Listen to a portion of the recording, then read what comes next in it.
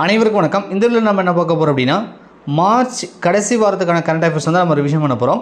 So 2024 ஜனவரிக்கான current affairs எல்லாமே நம்ம witness கிளாஸோட இந்த புது யூடியூப் சேனல் வந்து தொடர்ச்சியாக கொடுத்துட்டு வரோம். நீங்கள் வந்து டிஎன்பிஎஸ்சி எக்ஸாம் அல்லது போலீஸ் எக்ஸாம் அல்லது Madras high court exam, TRP exam எந்த ஒரு போட்டித் தேர்வுக்கு நீங்கள் படித்தாலும் நிச்சயமாக வந்து இந்த கரண்ட் அஃபேர்ஸ் ரொம்ப யூஸ்ஃபுல்லாக இருக்கும். ஸோ இந்த சேனலில் பார்த்தீங்கன்னா இதுக்குன்னே கரண்ட் அஃபேர்ஸுக்குன்னே தனியாக ஒரு பிளேலிஸ்ட் வந்து போட்டிருப்போம். அந்த பிளேலிஸ்ட்டை வந்து செக் பண்ணி பாருங்கள். ஒவ்வொரு வீடியோவோட டிஸ்கிரிப்ஷன்லுமே அந்த வீடியோக்கான அந்த கொஷின் பேப்பர் பிடிஎஃப் வந்து கொடுத்துருப்போம். டவுன்லோட் பண்ணி நீங்கள் ரிவிஷன் பண்ணிக்கலாம். நீங்கள் 2023 கரண்ட் அஃபேர்ஸ் வேணும் அப்படின்னா நம்ம விட்னஸ் கிளாஸோட மெயின் சேனலை வந்து நீங்கள் பார்த்தீங்கன்னா அதில் வந்து பிளேலிஸ்ட் இருக்கும். அதை வந்து நீங்கள் பார்த்து நீங்கள் ரிவிஷன் பண்ணிக்கலாம். ரைட்டா? சரி, ஓகே. இப்போ நீங்கள் பார்க்குறீங்க இல்லையா, இந்த கொஷின் பேப்பருக்கான பிடிஎஃப் லிங்க்கும் இந்த வீடியோட டிஸ்கிரிப்ஷனில் அட்டாச் பண்ணியிருக்கேன். நீங்கள் டவுன்லோட் பண்ணி டெஸ்ட் எழுதிட்டு அதுக்கப்புறம் உங்களுடைய ஆன்சரை செக் பண்ணுறதுக்காக இந்த வீடியோ பாருங்கள். நிச்சயமாக உங்களுக்கு ரொம்ப யூஸ்ஃபுல்லாக இருக்கும். ஃபஸ்ட்டு கேள்வி பாருங்கள். உலக காசநோய் தினம், அதாவது உலக காசநோய் விழிப்புணர்வு தினம், அந்த மாதிரி கூட சொல்லலாம். உலக காசநோய் தினம் எப்பொழுது அனுசரிக்கப்படுகிறது அப்படின்னு சொல்லி வந்து கேட்குறாங்க. ஸோ இந்த கேள்விக்கான விடை மார்ச் 24 உலக காசநோய் தினமாக அனுசரிக்கிறோம். ரைட்டா? சரி, அடுத்தது சமீபத்தில் பார்த்தீங்கன்னா விஜயநகர ஆட்சி காலத்தில் புலி குத்தப்பட்டான் நடுகள் அப்படின்னு சொல்லுவாங்க. அந்த கல் வந்து பார்த்திங்கன்னா கண்டுபிடிச்சிருக்காங்க. அது எங்கே கண்டுபிடிச்சிருக்காங்க அப்படின்னு சொல்லி தான் இவங்க கேள்வி கேட்குறாங்க. அது எங்கன்னா திருப்பத்தூர் இருக்கு இல்லையா? திருப்பத்தூர் மாவட்டம். அது எங்கன்னு கூட சொல்கிறாங்கன்னா கந்திலி அருகே கரக பூசாரி வட்டம் அப்படின்னு சொல்லக்கூடிய ஒரு பகுதியிலேருந்து இந்த புலி குத்தப்பட்டான் நடுகள் வந்து கண்டுபிடிச்சிருக்காங்க. இது வந்து பார்த்திங்கன்னா கிட்டத்தட்ட விஜயநகர ஆட்சி காலத்தில் இருந்த கல்வெட்டு அப்படின்ற மாதிரி வந்து சொல்கிறாங்க. ஸோ வந்து திருப்பத்தூர் என்பது இதுக்கு வந்து சரி. NIA, அதாவது தேசிய புலனாய்வு முகமை இருக்கு இல்லையா, அதனோட தலைவராக தற்சமீபத்தில் வந்து பதவியேற்றவர் யார் அப்படின்னு சொல்கிறாங்க.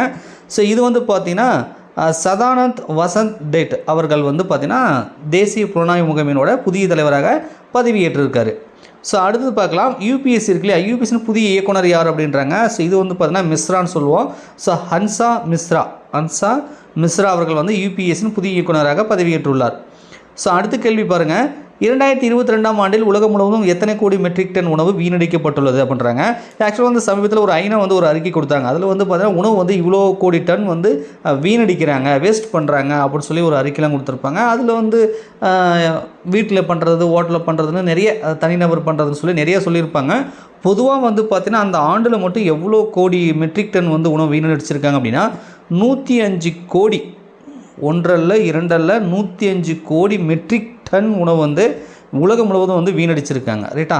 ஸோ பசி உணவே கிடைக்காம நிறைய பேர் வந்து கிடைக்காம வாழ்ந்துட்டுருக்காங்க, கஷ்டப்பட்டுருக்காங்க. அப்படி இருக்கும் பொழுதும் இவ்வளோ உணவு வந்து வீணடிச்சிருக்காங்க. ரைட்டா? உலகின் உயரமான வாக்குச்சாவடி, அதுக்கு பேர் என்னென்னா அந்த இடத்துக்கு பேர் தசி கங் அப்படின்னு சொல்லுவாங்க. தசி கங் அப்படின்னு சொல்லக்கூடியது. இது எந்த மாநிலத்தில் இருக்குது? இப்போ பார்த்திங்கன்னா நமக்கு 18வது பொதுத் தேர்தல் வந்து நடக்கப் போகிறது. இந்த 18வது பொதுத் தேர்தலில் இந்த செய்தியெல்லாம் வரும். ரைட்டா? உலகிலேயே உயரமான வாக்குச்சாவடி எங்கே உள்ளது அப்படின்னு சொல்லி கேட்பாங்க. அது பேருனா தசிங்கங். இது எந்த மாநிலத்தில் உள்ளதுன்னா இமாச்சல பிரதேசத்தில் உள்ளது. கிட்டத்தட்ட 15,256 அடி கடல் மட்ட உயரம் அப்படின்னு சொல்கிறாங்க. இதான் வந்து உலகிலேயே உயரமான ஒரு வாக்குச்சாவடி அப்படின்றதும் சொல்கிறாங்க. இமாச்சல பிரதேசத்தில் அது இருக்குது. உலக அளவில் வலிமையான காப்பீடு நிறுவனம் எது அப்படின்றாங்க. சமீபத்தில் அறிக்கைப்படி பார்த்தீங்கன்னா LIC இருக்கு இல்லையா? ஸோ இது வந்து உலக அளவில் வந்து வலிமையான ஒரு காப்பீட்டு நிறுவனமாக அறிவிச்சிருக்காங்க. ரெண்டாவது இடத்துல பார்த்தீங்கன்னா NRMA கூட தைவானோட ஒரு காப்பீட்டு நிறுவனம் 2வது இடத்துலையும், 3வது வந்து பார்த்திங்கன்னா ஆஸ்திரேலியாவோட கேத்தே அப்படின்னு சொல்லக்கூடியதும் இருக்குது. நம்ம ஃபஸ்ட் இடத்துல நம்ம LIC இருக்குது அப்படின்றது நமக்கு பெரியமான விஷயம். ஸோ அடுத்தது சர்வதேச ஹாக்கி சம்மேளனத்தில் ஒரு புதிய 9 உறுப்பினர்கள் வந்து ஆட் பண்ணாங்க. அந்த 9 உறுப்பினர்களில் ஒரு இந்திய வீரர் வந்து சேர்த்திருக்காங்க. அது நம்ம இந்தியர்களுக்கு வந்து ஒரு பெருமை சேர்க்கக்கூடிய ஒரு விஷயம். விளையாட்டு வீரர்கள் கூட நம்ம சொல்லலாம். அது யார் அப்படின்னு கேட்குறாங்க. அது வந்து பார்த்தீங்கன்னா ஸ்ரீதேஷ்னு சொல்லக்கூடிய இவர் தான் வந்து பார்த்திங்கன்னா சர்வதேச ஹாக்கி சம்மேளனத்தில் புதிய உறுப்பினராக வந்து இவரும் வந்து இருக்கார். அது 9 உறுப்பினர்களில் இவரும் ஒருத்தர். ரைட்டா? இவர் வந்து கீப்பராக இருந்ததாக சொல்கிறாங்க. ஸோ இவர் தான் வந்து பார்த்திங்கன்னா சேர்ந்துருக்காங்க. அடுத்தது IMT ட்ரைலாட் கடல்சார் பயிற்சி இந்தியா மற்றும் எந்த 2 நாட்டுடன் பயிற்சி மேற்கொண்டு மொத்தம் 3 நாடுகள் சேர்ந்து வந்து பயிற்சி செஞ்சுருக்கு. அது இந்தியா 1, இந்தியா மற்றும் மீதி ஒரு 2 நாடு இருக்கும் இல்லையா, அந்த 2 நாடு எதுன்னு கேட்குறாங்க. ஸோ அது என்ன 2 நாடுன்னா அந்த மொசாம்பிக், தன்சானியான்னு சொல்லியிருக்கோம் இல்லையா, அந்த தான்சானியான்னு சொல்லுவாங்க. அது ஸ்பெல்லிங் மிஸ்டேக் இருக்குது, தான்சானியான்னு சொல்லுவாங்க. இந்த 2 நாடுகள் தான் வந்து இந்த 2 நாடு மற்றும் இந்தியா, இந்த 3 நாடுகள் சேர்ந்து தான் இந்த கடல்சார் பயிற்சியை வந்து செஞ்சுருக்காங்க. இது பாருங்கள், இந்த IMTன்னு இருக்கு இல்லையா, இதுலேருந்தே நம்ம கண்டுபிடிச்சிடலாம். என்னென்னா ஐனா இந்தியா, ஐனா இந்தியா, எம்னா இந்த மொசாம்பிக்னு சொல்கிறாங்களா அது, அந்த டான்சானியான்னு சொன்னாங்க இல்லையா, அது டான்சானியா. ஆங்கிலத்தில் தமிழில் தான் டான்சானியா தன்சானியான்னு வரும், அது ஆங்கிலத்தில் சொல்லும்போது டான்சானியா அப்படின்ற மாதிரி சொல்லுவாங்க. ஸோ டி அப்படின்னு ஒரு எழுத்து வரும் இல்லையா, ஸோ டீன்ற ஒரு எழுத்து வரும், டான்சானியா அல்லது டான்சானியா எப்படி வேணாலும் அந்த ஆங்கிலத்தில் ஃபஸ்ட் லெட்டர் வந்து டீன்னு வரும். அதை வச்சு நம்ம இந்தியா, மொசாம்பிக், டான்சானியா அப்படின்னு சொல்ல முடியும். ஸோ ஐஎம்டி அப்படின்றது இதுதான். ஸோ ஃபஸ்ட் ஆப்ஷன் சரி. ராஜஸ்தான் உருவான தினம் எப்பொழுது அனுசரிக்கப்படுகிறது அப்படின்னு சொல்லி சொல்கிறாங்க. மார்ச் 30 இருக்கு இல்லையா, மார்ச் 30 ராஜஸ்தான் உருவான தினம். மோஸ்ட்லி டேட் கேட்க மாட்டாங்க, ஆனால் நமக்கு வந்து இயர் கேட்கறதுக்கு வாய்ப்பு இருக்குது. ஸோ 1949. ஸோ இந்தியாவில் இருக்கக்கூடிய யூனியன் பிரதேசம் ஸ்டேட்டெல்லாம் வந்து உருவான ஆண்டு, அந்த ஆண்டு இருக்கும் இல்லையா, அதை ஞாபகம் வச்சுக்கோங்க. ரைட்டா, இப்போ வந்து நம்ம பார்த்தீங்கன்னா 28 மாநிலம் 8 யூனியன் பிரதேசம் இருக்குது. ஒவ்வொன்றும் எந்த ஆண்டு உருவானது அப்படின்றத தெரிஞ்சு வச்சுக்கோங்க. அது மேபி அது கேட்கறதுக்கு வாய்ப்பு இருக்குது. ஸோ 1949 மார்ச் 30 ராஜஸ்தான் உருவான தினமாக அனுசரிக்கிறாங்க. சர்வதேச பூஜ்ய கழிவு தினம் எப்பொழுது அனுசரிக்கப்படுகிறது அப்படின்றாங்க. இது வந்து மார்ச் 30. 2020 கிரிக்கெட்டில் ஒரு 12,000 ரன்களை கடந்த முதல் இந்திய வீரர் யார் அப்படின்னு சொல்லி கேட்குறாங்க. ஸோ இந்த சாதனையை படித்தவர் யார் அப்படின்னா விராட் கோலி அவர்கள். ஸோ 12,000 ரன் வந்து 2020 கிரிக்கெட்டில் அடித்து வந்து சாதனை பண்ணியிருக்காரு. ஸோ அடுத்தது சர்வதேச வானியல் ஒன்றியம் IAUன்னு சொல்லுவோம். இது சந்திரயான் 3 விண்கலத்தின் விக்ரம் தரையிறங்கு தளத்துக்கு டேஷ் பெயரே சமீபத்தில் ஒப்புதல் அளித்துள்ளதுன்றாங்க. ஆக்சுவலாக வந்து சந்திரயான் 3 அந்த விக்ரம் லேண்டர் தரையிறங்குச்சுல, அதுக்கு வந்து நம்ம இந்தியானா நம்ம பிரதமர் மோடி வந்து ஒரு பேர் சொல்லியிருப்பார். அது என்னென்னா சிவசக்தின்னு சொல்லியிருப்பார். ஸோ இந்தியா வந்து பேர் வச்சிருச்சு. பட் உலக அளவில் இருக்கக்கூடிய அந்த சர்வதேச வானிலை ஒன்றியம் வந்து அந்த பேருக்கு வந்து ஒப்புதல் கொடுக்கணும்ல. ஓகே நீங்கள் வச்சுக்காங்கன்னு சொல்லி, நம்ம இந்தியா வச்சுட்டா உலக லெவலில் ஏற்றுக்க மாட்டாங்க. உலக லெவலில் ஒரு அங்கீகாரம் கிடைச்சா தான் உலக லெவலில் அந்த பேருக்கு வந்து ஒரு அங்கீகாரம் கிடைக்கும். ஸோ அவங்க வந்து ஒப்புதல் கொடுத்துட்டாங்க. இப்போ வந்து ஸ்டேடியோ சிவசக்தி, சிவனும் சக்தியும் சேர்ந்தது ரைட்டா, ஸ்டேடியோ சிவசக்தி அப்படின்னு சொல்கிறாங்க. ஸோ இந்த பேருக்கு வந்து சர்வதேச வானிலை ஒன்றியம் வந்து ஒப்புதல் கொடுத்துருக்காங்க ரைட்டா.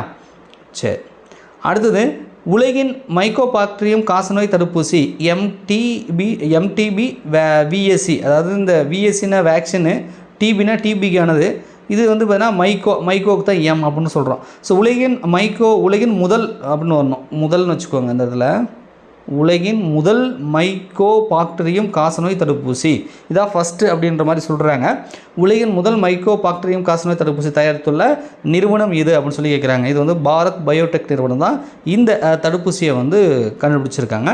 மனிதர்களுக்கு விரைவில் வந்து பரிசோதனை செய்வார்கள் அப்படின்னு சொல்லி சொல்கிறாங்க. பாரத் பயோடெக் நிறுவனம் ரைட்டா. இதில் இந்த தடுப்பூசியை நம்ம ஏன் சொல்கிறோன்னா உலகின் முதல் மைக்கோபாக்டீரியம் காசநோய் தடுப்பூசி அப்படின்றது தான் இந்த தடுப்பூசிக்கான பெருமையே முதல் ரைட்டா. சார் அடுத்தது 2005 EX296ன்னு சொல்லக்கூடிய இந்த குறுங்கோளுக்கு சர்வதேச வானிலை ஒன்றியம் யாருடைய பெயர் வைத்துள்ளது அப்படின்னு சொல்லி வந்து கேட்குறாங்க. ஸோ இது யாருடைய பெயர் வச்சுருக்காங்க அப்படின்னா இந்த ஜெயந்த் மூர்த்தின்னு சொல்லுவாங்க. ஜெயந்த் மூர்த்தி இவங்களோட பேரை வந்து வச்சுருக்காங்க. இவர் யார் சார் அப்படின்னு கேட்டிங்கன்னா நாசாவில் ஒர்க் பண்ணியிருக்காரு ரைட்டா. ஸோ இவர் ஓய்வு பெற்றுட்டார், 2011 ஓய்வு பெற்றார். பட் இருந்தாலும் நாசாவில் ஒர்க் பண்ணியிருக்காரு இல்லையா. ஸோ அதனால் வந்து இவருக்கு ஒரு புகழ் சேர்க்கும் வகையில் இந்த குறுங்கோளுக்கு வந்து இவரோட பெயர் வச்சுருக்காங்க. அது இவரோட பேர் சேர்த்து எப்படி சொல்லுவாங்கன்னா 215884 ஜெயந்த் மூர்த்தி அப்படின்னு சொல்லுவாங்க. இதுக்கு முன்னாடி இந்த பேர் என்ன 2005 EX296ன்ற அந்த கோளுக்கு வந்து பேர் வச்சுருந்தாங்க. இப்போ புதுசாக இவரோட பேர் சேர்த்துருக்காங்க. இதுக்கு முன்னாடி அந்த ஒரு நம்பர் வந்து போட்டிருப்பாங்க ரைட்டா. ஸோ இவரோட பேர் வச்சுருக்காங்கன்றதை ஞாபகம் வச்சுக்கோங்க. உலக நாடக தினம் எப்பொழுது அனுசரிக்கப்படுகிறதுன்றாங்க. மார்ச் 27 வந்து உலக நாடக தினமாக அனுசரிக்கப்படுகிறது. அப்பன்சே நிக்கட்டின் கடல்மலை அமைந்துள்ள கடல் பகுதி எதுன்றாங்க. இது என்ன சார் கரண்ட் அஃபேர்ஸில் ஏதோ கடல் இருக்குதுன்றீங்க, இது சார் கரண்ட் அஃபேர்ஸ் படிக்கிறீங்க அப்படின்னு கேட்குறதுக்கு வாய்ப்பு இருக்குது. அதை நான் சொல்கிறேன் ரைட்டா. சரி, இந்த அப்னசி நிகிடின் கடல் மலை இருக்கு இல்லையா, இது எந்த கடல் பகுதியில் இருக்குன்னா இந்திய பெருங்கடல் பகுதியில் இருக்குது. இந்த இடத்துல பார்த்தீங்கன்னா இந்த கடல் பகுதியில் அது கடலில் மூழ்கி இருக்கக்கூடிய ஒரு பகுதி, அது கடல் மேடான ஒரு பகுதின்னு சொல்கிறாங்க. இந்த இடத்துல நிறைய உயிரினங்கள் வாழ்வதாகவும் அந்த இடத்துல நிறைய தாதுக்கள் இருக்கிறதாகவும் நாங்கள் வந்து அதாவது இந்தியா வந்து போயிட்டு நாங்கள் ஆராய்ச்சி பண்ணுறோம், அந்த இடத்துல ஆய்வு பண்ணுறோம், எங்களுக்கு வந்து அனுமதி கொடுங்க அப்படின்னு சொல்லி கேட்டிருக்குது. அதனால தான் இது கரண்ட் அஃபேர்ஸ் வருது. இந்தியா வந்து அனுமதி கேட்டிருக்குது. யார்கிட்ட சார் அனுமதி போய் கேட்டாங்க அப்படின்னா சர்வதேச கடற்படுகை ஆணையம் அப்படின்னு ஒன்று இருக்குது. சர்வதேச கடற்படுகை ஆணையம் அப்படின்னு ஒன்று இருக்குது. அந்த ஆணையத்துக்கிட்ட விண்ணப்பம் செஞ்சுருக்காங்க. நாங்கள் அங்கே போய்ட்டு ஆராய்ச்சி பண்ணுறோமா, எங்களுக்கு வந்து நீங்கள் வந்து பர்மிஷன் கொடுங்க அப்படின்னு சொல்லி கேட்டிருக்காங்க. ஸோ அந்த கேட்டதுனால தான் இப்போ இது வந்து கரண்ட் அஃபேர்ஸ் கொஸ்டினாக வந்திருக்கு ரைட்டா. சரி, அடுத்தது ஏபல் பரிசு 2024 பெற்றவர் அப்படின்னு யாருன்னு கேட்குறாங்க. இது என்ன சார் புதுசாக இருக்குது, ஏபல் பரிசுன்னா என்ன சார்? நோபல் பரிசு கேள்விப்பட்டிருக்கோம். அது என்ன ஏபல் பரிசுன்னா, நோபல் பரிசு வந்து கணிதத்தில் வந்து மிக சிறந்தவர்களுக்கு வந்து கொடுக்குறதில்ல, அந்த குறையை தீர்க்கிறதுக்காக உருவாக்கப்பட்ட ஒரு பரிசு தான் ஏபல் பரிசு அப்படின்னு சொல்லுவாங்க. இதுக்கு இன்னொரு பேருங்குது, கணிதத்தின் நோபல் பரிசு அப்படின்னு சொல்லுவாங்க. ரைட்டா? நோபல் பரிசு கணிதத்துக்கு கொடுக்குறதால இவங்க இன்னொரு பேர், அது நோபலுக்கு பதிலாக ஏபல் பேர் வச்சுட்டாங்க. இது வந்து கணிதத்தின் நோபல் பரிசு அப்படின்னு கூட இன்னொரு பேர் கூட நம்ம சொல்கிறாங்க. இப்போ இந்த 2024க்கு வந்து இந்த பரிசை வாங்கினது யார் அப்படின்னு பார்த்தீங்கன்னா, இந்த மைக்கேல் தரக்ராண்டன் இருக்கு இல்லையா? ஸோ இவர் வந்து இந்த ஏபல் பரிசு 2024 வென்றிருக்காரு. அண்மையில் மக்களாட்சியின் 3வது உச்சி மாநாட்டை நடத்திய நாடு இது அப்படின்றாங்க. இது வந்து பார்த்திங்கன்னா தென்கொரியா நடத்திருக்கு, தென்கொரியா. ஸோ வந்து அடுத்து வந்து சக்ஸம் செயலினா ஆப், மொபைல் ஆப் இருக்கு இல்லையா? அதுதான் மாற்றுத்திறனாளிகளுக்கு உதவ அறிமுகம் செய்துள்ள ஆணையம் இதுன்றாங்க. ஸோ தேர்தல் ஆணையம் தான் வந்து பார்த்திங்கன்னா இந்த மாதிரி ஒரு மொபைல் ஆப்பை வந்து இன்ட்ரடியூஸ் பண்ணியிருக்காங்க. இந்த ஆப் மூலிமாக மாற்றுத்திறனாளிகளுக்கு இந்த வாக்கு செலுத்துவதற்கான நிறைய உதவிகள் செய்வாங்க. அவங்களுக்கு ஹெல்ப் பண்ணுறது, மாற்றுத்திறனாளிகளுக்கு ஹெல்ப் பண்ணக்கூடிய ஒரு மொபைல் ஆப் தான் இது. ரைட்டா? இதை உருவாக்கி இது பண்ணியிருக்கிறோடைய ஆணையம் எதுனாங்கன்னா அது தேர்தல் ஆணையம். ஸோ தேர்தலை பற்றி நிறைய தெரிஞ்சு வச்சுக்கோங்க. ஏதாவது ஒரு கொஸ்டின் வந்து கண்டிப்பாக எலெக்ஷனை பற்றி கேட்கறதுக்கு வாய்ப்பு இருக்குது. உங்கள்கிட்ட ஒரு கேள்வி கேட்கணும், இதற்கு விடை தெரிஞ்சதுன்னா கமெண்ட்ஸில் கமெண்ட் பண்ணுங்கள். வீடியோ பிடிச்சா மறக்காமல் லைக் பண்ணுங்கள். இந்த கேள்விக்கான விடை இதுக்கு முன்னாடி நம்ம கரண்ட் அஃபேர்ஸ்லேயே வந்து சொல்லியிருப்போம். ரைட்டா? ஸோ இருந்தாலும் நீங்கள் தொடர்ச்சியாக கரண்ட் அஃபேர்ஸ் படிச்சிங்கன்னா டக்குன்னு ஆன்சர் பண்ணுவீங்க. இல்லை அப்படின்னா கொஞ்சம் ஸ்ட்ரகிள் ஆகிறதுக்கு வாய்ப்பு இருக்குது. இதெல்லாம் தெரிஞ்சு வச்சுக்கிறது நல்லது. இந்தியாவில் தற்போது நிலவரப்படி ஸ்கூல் புக்கில் ஏதாவது கொடுத்துருக்கலாம், மேபி அது அப்டேட் ஆகாமல் கூட இருக்கலாம். நான் சொன்னது கரண்ட் அஃபேர்ஸ் படி. ரைட்டா? தற்சமயத்தில் இந்தியாவில் அங்கீகரிக்கப்பட்ட தேசிய கட்சிகள் எத்தனை உள்ளது? ரைட்டா? நான் நடத்துகிற ஞாபகம் இருந்துச்சுன்னா உங்களுக்கு இருக்கும். ஏன்னா இப்போ புதுசாக வந்து பார்த்திங்கன்னா ஆம் ஆத்மி இருக்குல்ல டெல்லியில், அது வந்து தேசிய கட்சியாக வந்து அங்கீகாரம் பெற்றது. சில கட்சிகள் வந்து தேசிய அங்கீகாரத்தை வந்து இழந்தது அப்படின்றதெல்லாம் சொல்லிவிட்டு இத்தனை கட்சிகள் இருக்குதுன்னு சொல்லி நான் வந்து உங்களுக்கு வந்து கரண்ட் அஃபேர்ஸில் நடத்தியிருப்பேன் அது வரும்போது. ரைட்டா? அதெல்லாம் உங்களுக்கு ரீகால் ஆச்சு அப்படின்னா மறக்காமல் வந்து கமெண்ட்ஸில் வந்து எத்தனை தேசிய கட்சிகள், அங்கீகரிக்கப்பட்ட தேசிய கட்சிகள் நம்ம இந்தியாவில் இருக்குது, முடிஞ்சால் அதனோட பேர் கூட வந்து கமெண்ட்ஸில் வந்து சொல்லுங்கள். ரைட்டா? ஓகேப்பா. மார்ச் கடைசி வாரத்துக்கான கரண்ட் அஃபேர்ஸ் வந்து முடிஞ்சது. அடுத்தது வந்து நம்ம ஏப்ரலுக்கு வந்து பார்க்கணும். ஸோ அது வரும்போது நான் கண்டிப்பாக வந்து உங்களுக்கு வீக்லி கரண்ட் அஃபேர்ஸ் ரிவிஷன் பண்ணுறதுக்கு உங்களுக்கு வந்து நான் வீடியோக்கள் தொடர்ச்சியாக வந்து கொடுக்க போகிறேன். ஸோ அதனால் நம்ம சேனலை வந்து மறக்காமல் சப்ஸ்கிரைப் பண்ணி ஃபாலோ பண்ணிக்கோங்க. நன்றி, வணக்கம்.